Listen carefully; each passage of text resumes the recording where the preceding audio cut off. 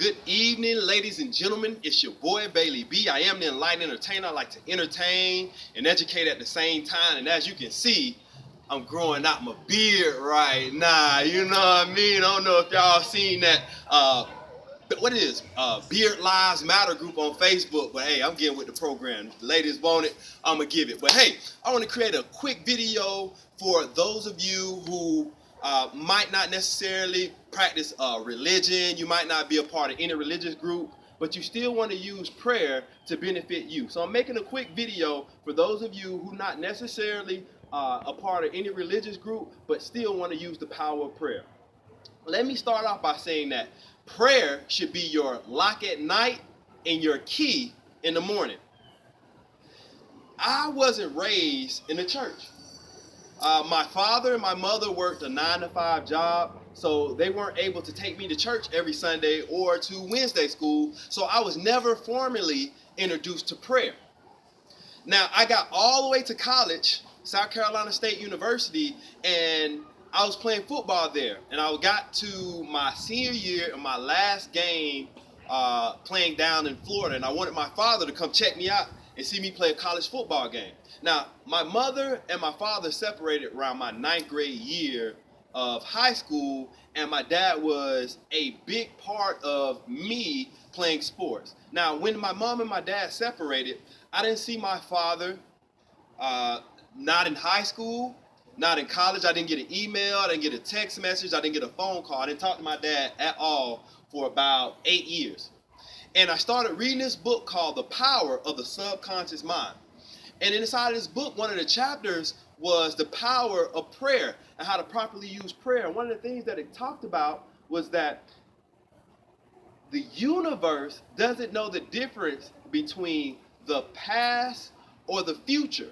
All it knows is right now. So when you pray for things, don't pray for things as if I hope what I'm praying for is to come to me in the future someday. You want to be grateful for those things that you're praying for right here and right now. So on that particular day, I had just finished reading that chapter, and I was like, you know what? I'm going to put this thing to use. I'm going to try it out. Now, one thing about me is people can tell me a lot of different things all the time, but I'm one of those type of people that I really want to put it to practice and put it to use.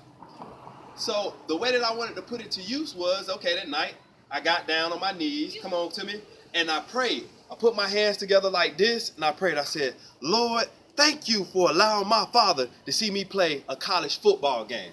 Now, I don't know if you know about, come on a little bit closer to me.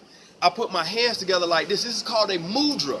Now, what a mudra is a different hand signal when you put your hands in different ways. So I put my hands together like this. Now, what you may not know about this particular mudra or praying hands is that you have a nerve ending underneath your left ring finger. And up under that nerve ending, this nerve is connected to your heart. And when you put your hands together, you activate your heart chakra.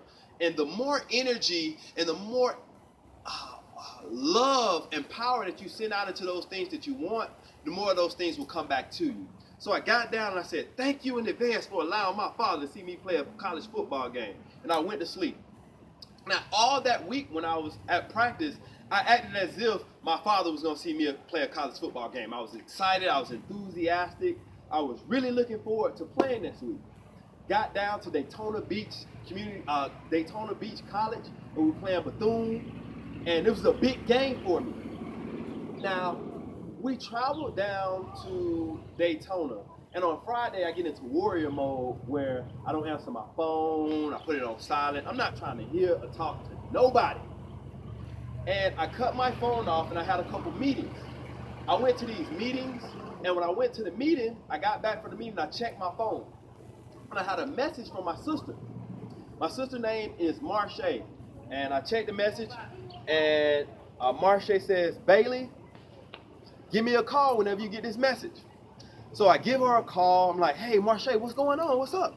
She said, Marsha, Bailey, I was just calling to let you know that me and your dad will be at the football game tomorrow. She say me and your daddy like it ain't her daddy too. I'm like, Marsha, you showing? All right. So they come to the game. I ball a lot. I'm the MVP of the game. I get the game ball. My dad gets to come see me play a college football game. But I'm like, yo, Marsh, I'm like, after the game was over, we talking. I say, yo, Marche, did you call my dad and to get him? Did you call our dad to go and get him? She's like, no. He just showed up at my door and he said we was going to Bailey game. So I encourage you ladies to remember that prayer should be your lock at night and your key in the morning. Remember that the universe or whatever higher power that you subscribe to doesn't know the difference between the past or the future. All it knows is right now. So when you're sending out your prayers, you want to learn to be grateful and thankful in advance for whatever it is that you're praying about. Also remember, when you put your hands together and you pray, you're doing a mudra. And up under your left ring finger, it activates your heart chakra. Remember, where energy goes, where attention goes, energy flows. So the more energy, the more you want it, the harder and the more emotion that you put into your prayer, the quicker those things will come back to you. And my last principle that I want to share with you all is that the reason why prayer should be your lock at night and your key in the morning is because your subconscious mind is most powerful right before you go to bed and right when you wake up in the morning. Ladies and gentlemen, thank you so much for listening. Please like, share, comment this video. Check out my website at www.BaileyBinspires. You can follow me on all social media at BaileyBinspires. Thank you so much for tuning in. Love, like, hair grease, and all that great stuff. Peace. Hey man, get a shot of there, all the fellas around here. Oh, you cut it off already? Okay. No. Okay, cool.